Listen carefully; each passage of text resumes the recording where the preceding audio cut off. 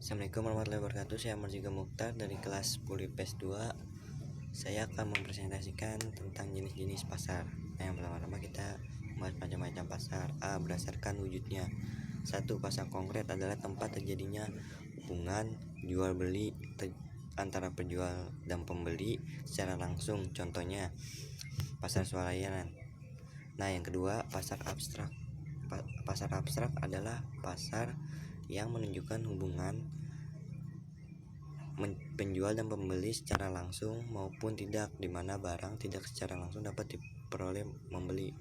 Contohnya pasar abstrak, telemarket, dan pasar modal. Nah, yang B, berdasarkan waktu terjadinya. 1. Pasar harian. Pasar harian adalah pasar yang dilaksanakan setiap hari. Yang kedua, pasar mingguan. Pasar mingguan adalah pasar yang dilaksanakan setiap seminggu sekali. Nah, yang ketiga, pasar bulanan. Pasar bulanan adalah pasar yang diselenggarakan setiap 1 bulan sekali. Yang keempat, pasar tahunan. Pasar tahunan adalah pasar yang diselenggarakan setiap 1 tahun sekali.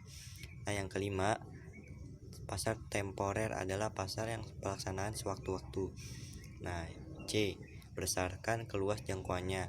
Pasar lokal adalah pasar yang mempertemukan penjual dan pembeli yang berada di satu wilayah atau daerah tertentu. Nah, yang kedua, pasar nasional adalah pasar yang mempertemukan penjual dan pembeli yang berada di satu negara tertentu. Yang ketiga, pasar internasional adalah pasar yang mempertemukan penjual dan pembeli dalam berbagai negara di dunia. Nah, yang D, berdasarkan barang yang diperjualbelikan. 1. Pasar output adalah pasar yang memperjualkan faktor-faktor hasil produksi. Yang kedua, pasar input adalah pasar yang memperjualbelikan faktor produksi. Nah, yang ketiga, struktur pasar. A. Pasar persaingan sempurna. Ciri-cirinya sebagai berikut. 1. Perusahaan sebagai pengambil harga. 2. Perusahaan mudah keluar masuk pasar. 3. Pasar yang diperjualbelikan homogen. Nah, yang B, pasar monopoli. Ciri-cirinya sebagai berikut. 1. Hanya terdapat satu perusahaan saja. 2. Barang yang diperjualbelikan tidak punya barang pengganti. Yang ketiga, tidak memerlukan promosi iklan. Nah, yang C, pasar oligopoli. Ciri-cirinya.